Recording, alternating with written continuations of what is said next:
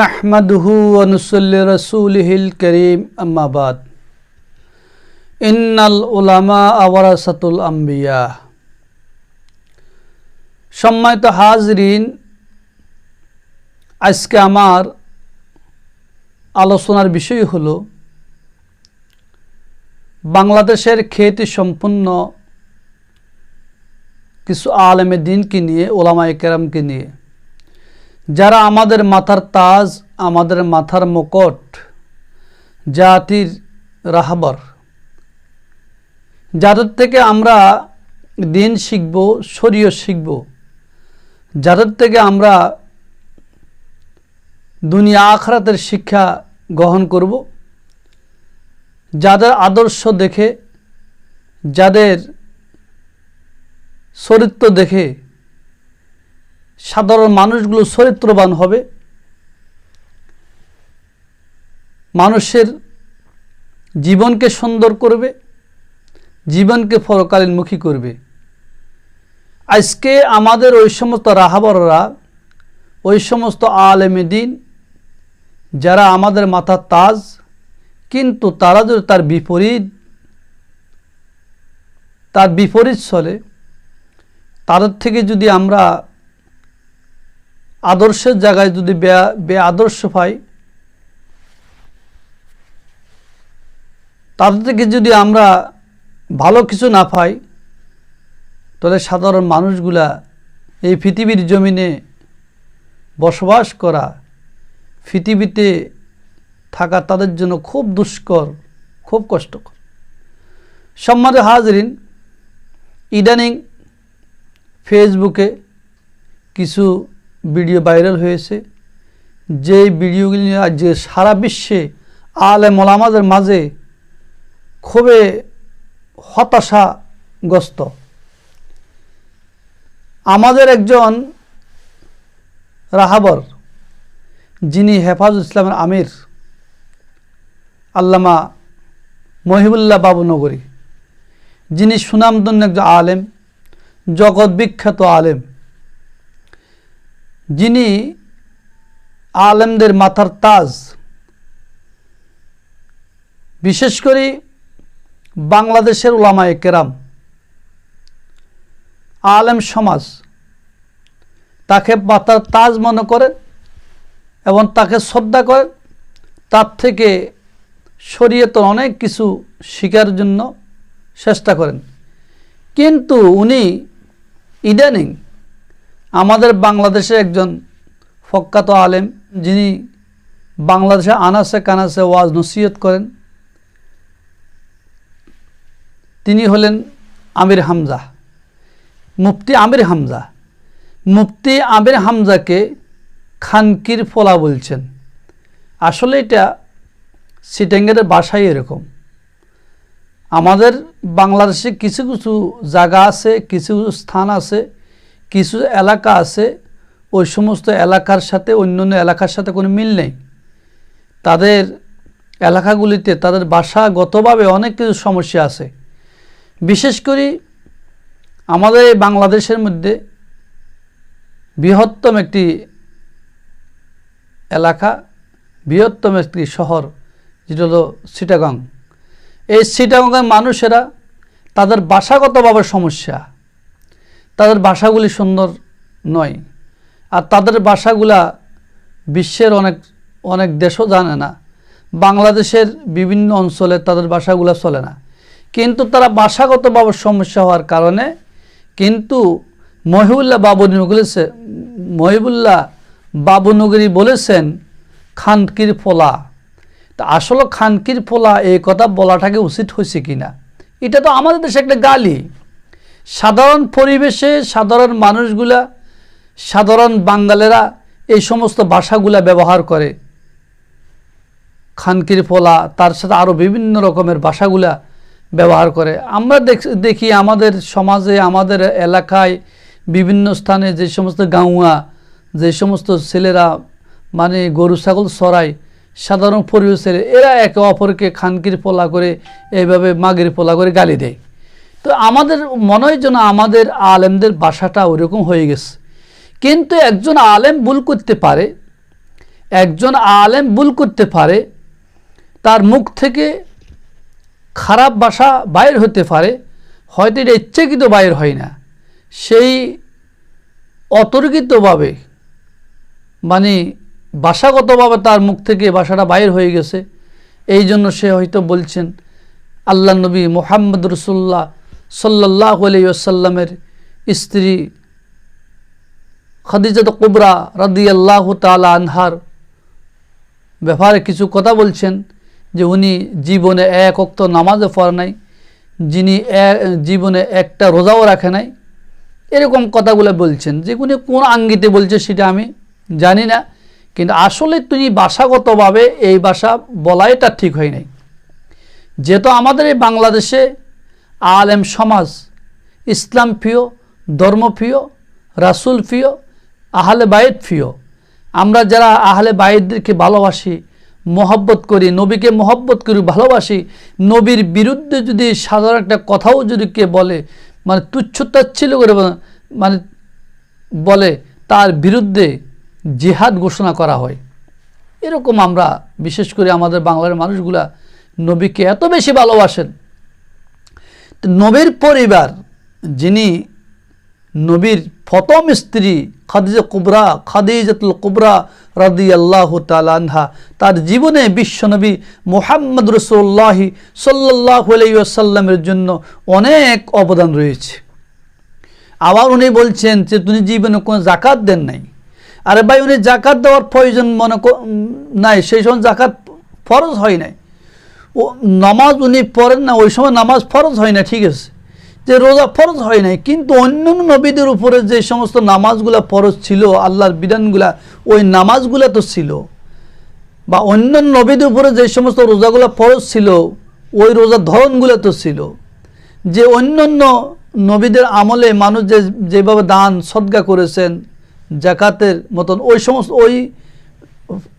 ওই ফতা তো ছিল, সেই বিষয়টি, সেই দান সদকা তো ছিল।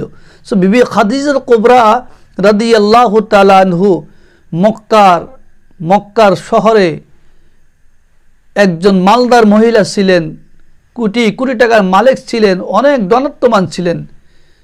বিশ্বনবী মুহাম্মদ রাসূলুল্লাহ সাল্লাল্লাহু আলাইহি ওয়াসাল্লাম যখন বিবি খাদিজাকে বিবাহ করেন, ওই টাইমে আল্লাহ রসুলের কোনো সম্পদ নাই, উনি এতিম ছিলেন, সম্পদ হারা ছিলেন। কিন্তু বিবি খাদিজাতুল কুবরা রাদিয়াল্লাহু তাআলা আনহার সমস্ত মালগুলা বিশ্বনবী মুহাম্মদ রাসূলুল্লাহ সাল্লাল্লাহু আলাইহি ওয়াসাল্লামের পিছনে খরচ করছেন। আল্লাহু আকবার! এই দান কে করবে? কে করবে এই অবদান? আল্লাহ রাসূল বলছে আম্মা আয়েশাকে, আয়েশা, আমার স্ত্রী বিবি খাদিজা কুবরা রাদিয়াল্লাহু তাআলা আনহার ব্যাপারে কোনো কিছু বলতে পারবে না, কারণ সে আমার দুর্দিনের স্ত্রী।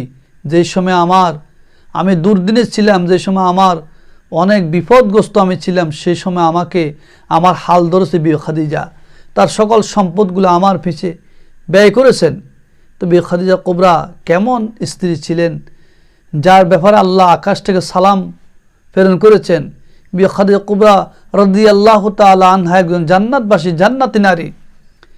তো এই জন্য ওনার ব্যাপারে এরকম কথা বলা উচিত হয় নাই আমির হামজার।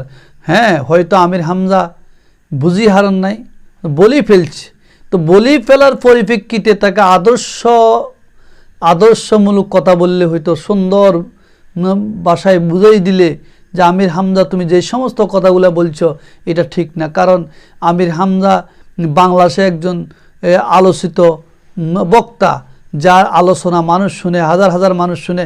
তার মুখ থেকে যদি একটা কথা বাইর হয়, ওই কথা যদি, ওই বক্তব্য যদি মানে ইসলাম পরিপন্থী হয়, ইসলাম বিরোধী হয়, তাহলে তো মানুষ তার বিরুদ্ধে অবশ্যই লাগবেন।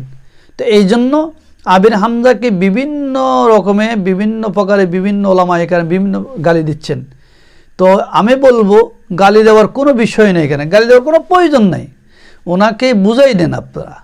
আমাদের মহিবুল্লাহ বাবুনগরী হেফাজত আমির, তিনি যে কথা বলছেন যে আমির হামজা বিশ্বনবী মুহাম্মদ রাসূলুল্লাহ সাল্লাল্লাহু আলাইহি সাল্লামের স্ত্রী, আম্মা খাদিজা কুবরা রাদিয়াল্লাহু তাআলা আনহার বিরুদ্ধে বিষোদ্গার করেছে, ওনার বিরুদ্ধে খারাপ মন্তব্য করেছে যে ওনার জীবনে এক ওয়াক্ত নামাজ পড়েন নাই, জীবনে এক ওয়াক্ত রোজা রাখেন নাই, জীবনে জাকাত দেন নাই। এমন কথাগুলো বলার কারণে উনি একজন আলেম, প্রখ্যাত আলেম, ওনার গায়ে লাগছে। এই বয়োবৃদ্ধ লোক, কেউ তাকে বলছে তার সামনে, এই জন্য উনি এই বক্তব্যটা শুনে উনি ওনাকে জিদে খুব ক্ষোভে কষ্টে ওনাকে গালি দিয়েছেন, মানে খানকির ফোয়া। এই জন্য দিতে পারেন, ওনারও দোষের কিছু নেই, বৃদ্ধ মানুষ ভুলে বলতে পারেন, কিন্তু বলাই ওনার ঠিক হয় না। উনি একজন হেফাজত আমির, বাংলাদেশের হেফাজত ইসলামের একজন আমির, সোজা মজা কথা নয়, কিন্তু ওনার ভাষা এরকম হওয়া উচিত নয়। ওনার ভাষা হওয়া ছিল সুন্দর। উনিও তো নবীর একজন ওয়ারেস। আল্লাহ রাসূল বলছে আল উলামা ওয়ারাসাতুল আম্বিয়া, ওলামায়ে কেরাম হলো নবীর ওয়ারেস। নবীর ওয়ারেস, নবী দুনিয়া থেকে চলে গেছেন, কিন্তু নবীর সকল শরীয়তের বিধিবিধানগুলা ওলামায়ে কেরামের উপর অর্পণ করে গেছেন। নবী যেইভাবে দিনের কাজ করেছেন, দাঈ-ইলাল্লাহর কাজ করেছেন, ওলামায়ে কেরাম দাঈ-ইলাল্লাহর কাজ করবে। নবী যেইভাবে দিনে দাওয়াত দিয়েছেন, ওলামায়ে কেরাম সেইভাবে দিনে দাওয়াত দিবে। নবী যেইভাবে কোরআন কারীম প্রচার করেছেন মানুষের কাছে, ওলামায়ে কেরামও কোরআন কারীম প্রচার করবে। নবী যেইভাবে আল্লাহর কথাগুলা, আল্লাহর বিধানের কথাগুলা মানুষের কাছে বলছেন, মানুষকে দিনমুখী করছেন, ইসলামে করছেন, ওলামায়ে কেরাম যারা নায়েবে রাসূল যারা, তারাও মানুষদেরকে আল্লাহর পথে, নবীর পথে, ইসলামের পথে, দ্বীনের পথে, ধর্মের পথে মানুষকে আহ্বান করবে, ধর্মের পথে আনবে, দাঈ-ইলাল্লাহর কাজ করবে। কারণ নবী আখির জামান নবী, শেষ নবী, আমাদের নবীর পরে আর কোনো নবী আসবে না। নবীর উম্মতরাই নবীর সেই কাজগুলা, দ্বীনের কাজগুলো করে যাবেন। তো এই জন্য আজকে আমি বলবো, যাতে করে আমাদের বাংলাদেশে ওলামায়ে কেরামের মধ্যে কাদা ছুড়াছুড়ি যেন না হয়। কেউ বলছেন, একবার আমির হামজা সাহেব একবার বলছেন নবীকে সাংবাদিক, একবার বলছেন এই আরও বিভিন্ন রকমের কথাগুলা বলছেন। তো এটাকে বলা কি উচিত? আর নবীকে একটা সাংবাদিকের সাথে তুলনা করা উচিত নয়, উচিত নয়। আল্লাহু আকবার, কেমন নবী, কেমন নবী! এই জন্য উনি আরও কিছু কথা বলছেন, সেগুলো আমার মনে আসতেছে না, মনে আসলে আমি বলবো। তো এই সমস্ত কথাগুলো বলা উচিত নয়। আমির হামজা সাহেব জেলখানা থেকে বাইর হওয়ার পরে একটু এলোমেলো হয়ে গেছেন, অথচ ওনার মাহফিলে হাজার হাজার লক্ষ লক্ষ মানুষ ওনার ওয়াজ নসিহত শোনার জন্য সেখানে মানুষ একাত্তর হয়।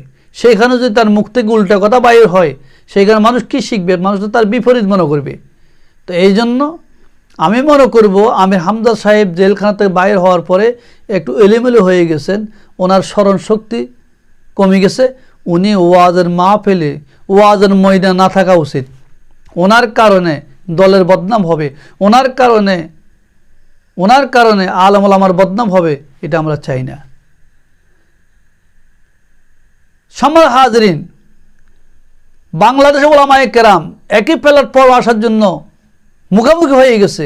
কওমি, আলিয়া, হেফাজত, সরমুনাই, এই সমস্ত দলগুলো যদিও প্রত্যেকের মাসলাক ভিন্ন ভিন্ন, কিন্তু ইসলামের জন্য, দ্বীনের জন্য, ইসলাম প্রতিষ্ঠার জন্য একই প্ল্যাটফর্ম আসার জন্য চেষ্টা করেছেন, কাছাকাছি হয়ে গেছেন।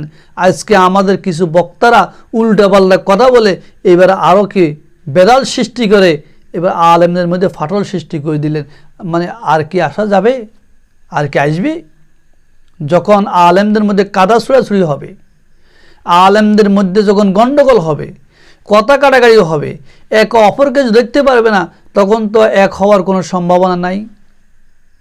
আমাদের বাংলাদেশে একজন প্রসিদ্ধ বক্তা আছে, একজন আলেম আছে, প্রসিদ্ধ আলেম। উনি কথায় কথায় আলেমদেরকে বলে কাফের, কথায় কথায় বলে কাফের। উনি কাফের গাঁটটি নিয়ে বসে আছে। আরে ভাই, একজন মানুষকে কাফের বললে সেই যদি কাফের না হয়, আপনি নিজেও তো কাফের হয়ে যাবেন। একজন ভাইকে যদি দোষ ধরেন, ওই দোষ যদি তার ভাইয়ের ভিতর না থাকে, শুধু সেই দোষটা আপনার ভিতরে আসবে। আল্লাহ রাসূল বলছেন, মান সাতারা মুসলিমান সাতারাহুল্লাহু ফিদ দুনিয়া ওয়াল আখিরা। যেই ব্যক্তি একজন মুসলমান ভাইয়ের দোষ গোপন করবে, আল্লাহ তাআলা দুনিয়া আখিরাত তার দোষ গোপন করবে। তো আপনি কি পারেন না আপনি একজন মুসলমান ভাইয়ের দোষ গোপন করতে? কিন্তু প্রচার কেন করেন, ফোকাস কেন করেন? নসিহামূলক যদি আলোচনা করতে হয়, নসিহামূলক যদি কথা বলতে হয়, তাদের হাউজে ফোন আছে, মোবাইল অ্যালাপ আছে, হয়তো তার আস্তানা আছে, আপনাদের মুলসার ব্যবস্থা করেন, নাস্তার ব্যবস্থা করেন। আপনার আলেমেরা এক জায়গায় আসেন, এক জায়গায় বসে আপনাদের ভুলগুলা, আপনাদের ত্রুটিগুলা আপনার সেখানে খণ্ডান, ত্রুটি বিচ্ছুতিগুলো সেখানে ত্রুটি বিচ্ছুতির সমাধান দেন। কে কি বলেন সেখানে উপস্থাপন করেন। উপস্থাপন করার পরে আপনাদের আলোচনার মাধ্যমে, টকশোর মাধ্যমে আপনাদের সেই ভুলগুলো নিরসন হয়ে যাবে। এই কাজ করেন না ভাই। আলেমরা একাত্তর হন না, এক হয়ে একে অপর আলোচনা করেন না। কিন্তু আবার ফাইকারিদের যাবে মাহফিলের মধ্যে, বিভিন্ন মজলিসের মধ্যে, বিভিন্ন স্থানে, বিভিন্ন হাউজে যেইভাবে আলেমদের বিরুদ্ধে বিশুদ্ধার করেন, আলেমকে দোষারোপ করেন, এই সমস্ত বিষয় তো ঠিক না। আল্লাহ কি বলছে আপনাকে এই সমস্ত কথা বলার জন্য? আল্লাহ রসুল কি বলছে? রাসূলুল্লাহ আদর্শ কি আপনার ভিতর নাই? আপনি রাসূলুল্লাহ আদর্শ মানেন না? তো সময় হাজির আমি বলবো, আমার কথা দীর্ঘায়িত করব না। আমি আলেমদেরকে নিয়ে কিছু কথাবার্তা বলছি, কোরআন হাদিস ছাড়া কিছু উপমা দিয়েছি, কিন্তু রাসূলুল্লাহর দুইটা হাদিস বলেছি। আমার কথাগুলো যদি আপনার কাছে ভালো লাগে গ্রহণ করবেন, ভালো না লাগলে ক্ষমার দৃষ্টিকে তাকাবেন। আমি আমার কথার ভিতরে ভুল হতে পারে, ঠিক না, উচিত না। কেন আলেমে বিশৃঙ্খলা সৃষ্টি করবেন? এক আলেম আরেক আলেমের বিরুদ্ধে কথা বলবেন। আর এমন কথা বলা ঠিক নয় যে কথা বললে মানুষ আমার দোষ ধরবে। আহলে বাইতকে নিয়ে, রাসূলুল্লাহর পরিবারকে নিয়ে, রাসূলকে নিয়ে এমন কথা বলার কি দরকার আপনাদের? রাসূলুল্লাহ সাল্লাল্লাহু আলাইহি ওয়াসাল্লামের স্ত্রী আম্মা খাদিজা কুবরা রাদিয়াল্লাহু তাআলা এক ওয়াক্ত নামাজও পড়েন নাই, একটা রোজাও রাখেন নাই, উনি যাকাতও দেন নাই। এমন কথা বলার কি দরকার, কি প্রয়োজন? আপনি যাই জানেন তাই বলেন। আপনি যেটা জানেন না সেটা বলবেন কেন? খাদিজা কুবরা অবদান কি আপনি জানেন? কত অবদান আছে? কোরআন ও হাদিস কি রিসার্চ করেন? ইতিহাস পড়েন? আমি বিভিন্ন জায়গায় শুনি, আমার আমির হামজা ভাই যখন ওয়াজ করে, উনি নাকি 50টা কিতাব মোতালা করে উনি ওয়াজ করেন। তা আপনি যদি 50টা কিতাব মোতালা করে ওয়াজ করেন, তাহলে আপনার ওয়াজের ভিতরে কি, আপনার কিতাবের ভিতরে কি এই সমস্ত বিষয়গুলো আছে যেগুলো বলতেছেন? না, এরকম কথা বলা উচিত না। কেন বলবেন? আমরা সবাই ভাই, আমরা সবাই একে গরওয়ানার আলেম।